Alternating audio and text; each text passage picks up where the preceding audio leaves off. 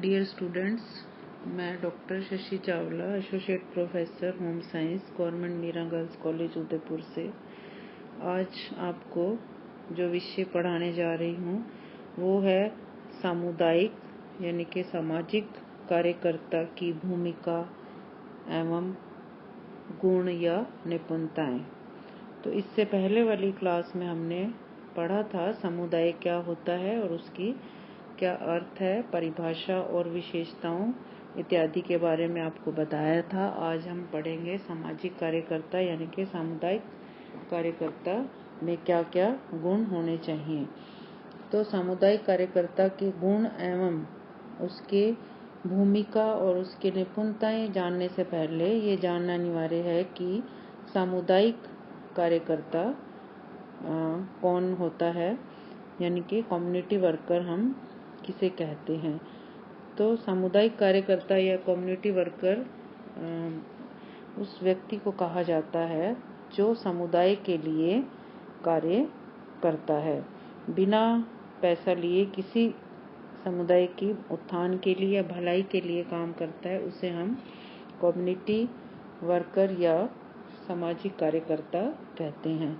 तो जो सामुदायिक कार्यकर्ता है वह एक वकील या अधिवक्ता के रूप में समुदाय के सदस्यों की सहायता के लिए उनकी आवश्यकताओं और उपलब्ध साधनों का ज्ञान प्राप्त करने के पश्चात उनका पक्ष लेता है। कार्यकर्ता यदि अपनी इन भूमिकाओं को सही रूप से निभाता है तो सामुदायिक संगठन और कल्याण का कार्य है जो है वो आसान हो जाता है। यानी कि जब कोई व्यक्ति या व्यक्तियों का समूह बिना पैसा लिए किसी समुदाय के उत्थान या उसके कल्याण के लिए कोई कार्य करता है तो उसे सामुदायिक सेवा कहते हैं, और जो व्यक्ति या लोग काम करते हैं उसे हम कम्युनिटी वर्कर या सामाजिक कार्यकर्ता या सामुदायिक कार्यकर्ता कहते हैं। अधिकांश तौर पर सामुदायिक सेवा करने का कारण जो है नागरिकता संबंधी आवश्यकताएं होती हैं।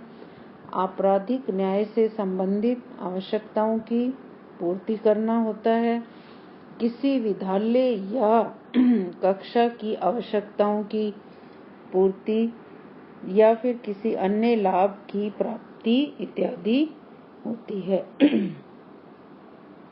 यानी कि सामुदायिक संगठन कार्यकर्ता अपनी सेवाओं के द्वारा सामाजिक लक्ष्यों को प्राप्त करने का प्रयास करता है। वह व्यक्ति को स्वतंत्र विकास एवं उन्नति के लिए अवसर प्रदान करता है तथा व्यक्ति को सामान्य निर्माण के लिए अनुकूल परिस्थितियां प्रदान करता है। तो उसे हम सामुदायिक संगठन कार्यकर्ता कहते हैं। उसके बाद है कि किसी भी सामाजिक कार्यकर्ता में क्या क्या गुण और क्या क्या निपुणताएं होनी चाहिए। तो जो समाज है, जो समाज का कार्य है, सामाजिक कार्य है, वह हमारे व्यवसाय के अंतर्गत सामाजिक कार्यकर्ता ही महत्वपूर्ण व्यक्ति होता है, जिसके ऊपर समस्याओं के समाधान का संपूर्ण उत्तरदायित्व होता है। सामाजिक कार्यकर्ता जो है समाज कार्य व्यवसाय में शिक्षित एवं प्रशिक्षित व्यक्ति होता है, यानी कि उसकी पूरी जानकारी होनी चाहिए। उसे मानव व्यवहार, संस्कृति, मूल्यों तथा सामाजिक समस्याओं का ध्यान रखना अनिवार्य होता है, जिससे वह अपनी भूमिकाओं का निर्वाह कर सके और उत्तरदायित्वों को पूरा कर सके। तो ये उसमें मेन गुण जो है होना अनिवार्य है। उसे सेवा प्रदान करने के लिए विभिन्न प्रकार की भूमिकाएं निभानी पड़ती हैं, जो परिस्थितियों और आवश्यकताओं के अनुसार अलग अलग ढंग से निभाई जाती हैं। इसलिए यह जरूरी है कि कार्यकर्ता कभी मार्गदर्शक, कभी मध्यस्थ, कभी सुविधा प्रदान करने वाला दाता की भूमिका का निर्वाह करके व्यक्ति की आवश्यकताओं को पूरा करता है।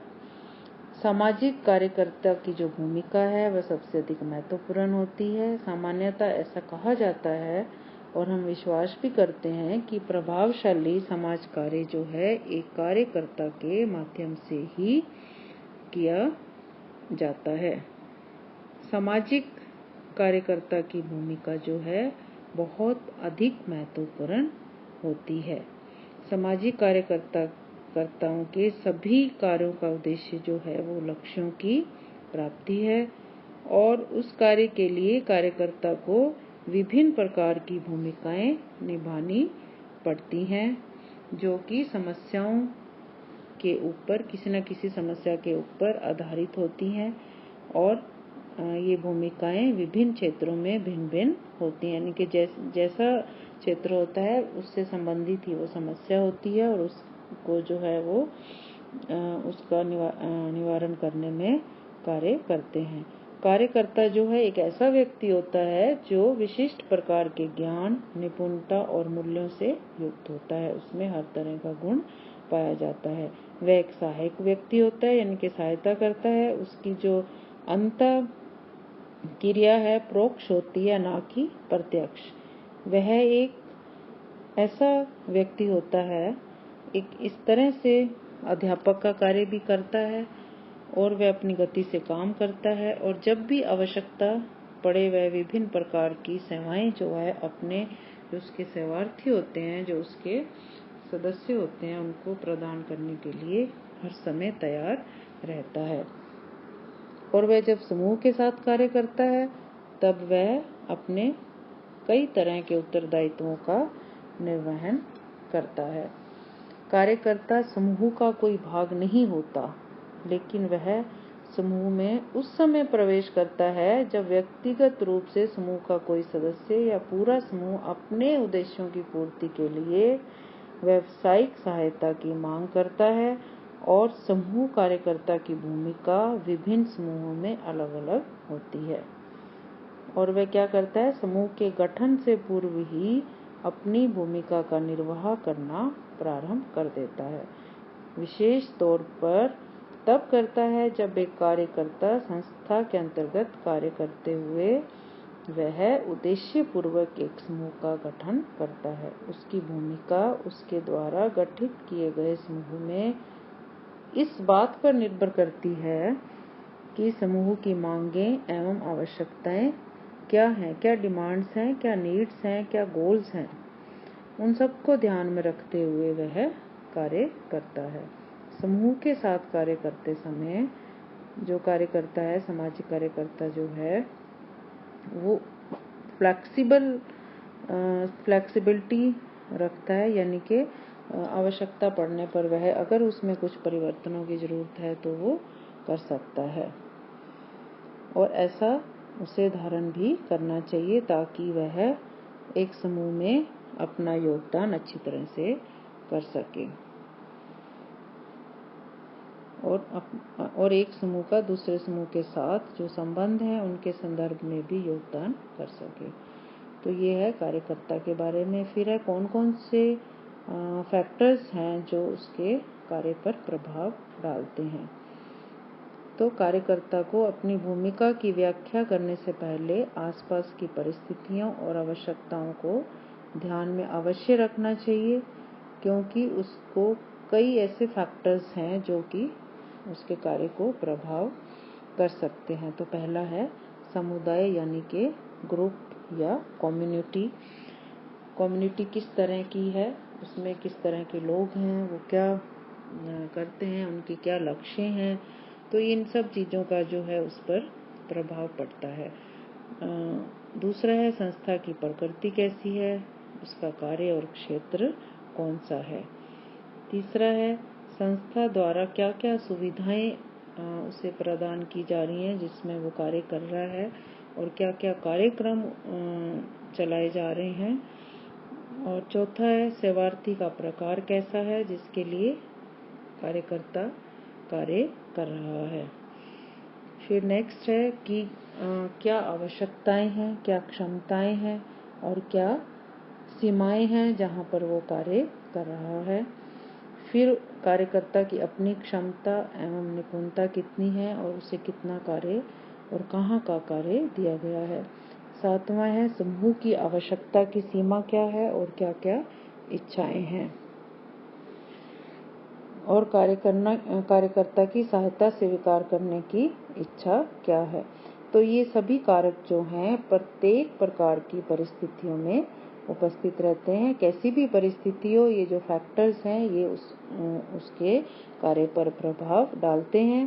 कार्यकर्ता को अपनी भूमिका के निर्धारण के समय इनमें से प्रत्येक कारक का अलग अलग ढंग से अध्ययन कर लेना चाहिए, क्योंकि ये एक दूसरे पर प्रभाव डालते हैं और प्रत्येक कारक का एक दूसरे के संदर्भ में भी अध्ययन कर लेना चाहिए तथा कार्यकर्ता को अपनी भूमिकाओं को सभी प्रकार की परिस्थितियों में निभाने के लिए कुछ तकनीक अपनाने पड़ते हैं। अपनी भूमिका जो भी वो निभा रहा है उसको बनाए रखना पड़ता है, और कुछ समूह ऐसे होते हैं जिसमें कार्यकर्ता को बहुत अधिक उत्तरदायित्व लेना पड़ सकता है, विशेषकर जब कोई भी नया समूह का गठन होता है, और आगे चलकर वह अपने दायित्वों को कभी भी कर सकता है, क्योंकि समूहों के गठन में भी कुछ समय व्यतीत हो सकता है। अर्थात प्रत्येक चरण में कार्यकर्ता जो है संस्था को, जिस संस्था के लिए वह काम कर रहा है उसको अनुभव प्रदान करता है, और सबसे महत्वपूर्ण बात यह है कि वह कार्यकर्ता जो है उस संस्था का एक प्रतिनिधि होता है। तो कार्यकर्ता जो है उसकी सहायता की प्रक्रिया जो है सदस्यों के आपसी संबंधों पर भी निर्भर करती है। ये संबंध जो हैं हमेशा स्थिर नहीं रहते, ये समय और परिस्थितियों के साथ साथ परिवर्तित होते रहते हैं, क्योंकि उनके बीच जो अंतःक्रियाएं होती हैं, विकास और समूह में होने वाले परिवर्तन, अन्य प्रक्रियाएं, ये सारी बातें जो हैं उसके कार्य पर प्रभाव डालती हैं। वो समूह कार्य की प्रक्रिया के अंतर्गत सब भाइयों को विभिन्न प्रकार के ज्ञान और अनुभव उपलब्ध कराता है। इस तरह कार्यकर्ता जो है समुदायों को अपनी व्यावसायिक सेवा उपलब्ध करने में योगदान देता है, और वो कई तरह की भूमिकाएं निभाता है, और जिसमें से एक भूमिका उसके सहायक और सामर्थ्यदाता के रूप में होती है, दूसरी एक शिक्षक की भूमिका होती है, अधिवक्ता की भूमिका है, मध्यस्थ के रूप में कार्य करता है, एक पहलकर्ता के रूप में कार्य करता है, यानी कि इनिशिएशन लेता है वो हर काम में, सुविधा प्रदाता के रूप में काम करता है, वार्ताकार की भूमिका के रूप में काम करता है। तो ये बहुत सारी भूमिकाएं हैं, इनको डिटेल में हम नेक्स्ट लेक्चर में पढ़ेंगे, और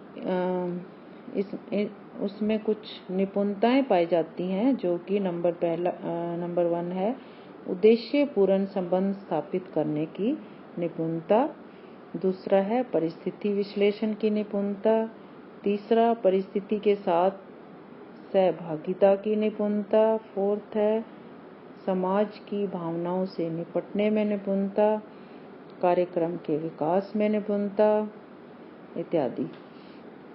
और इनकी जो डिटेल है वो नेक्स्ट क्लास में पढ़ेंगे। अभी आप इतना जो है आप अच्छे से इसको सुन करके समझ लीजिए, इसके नोट्स डाल दिए जाएंगे। Thank you.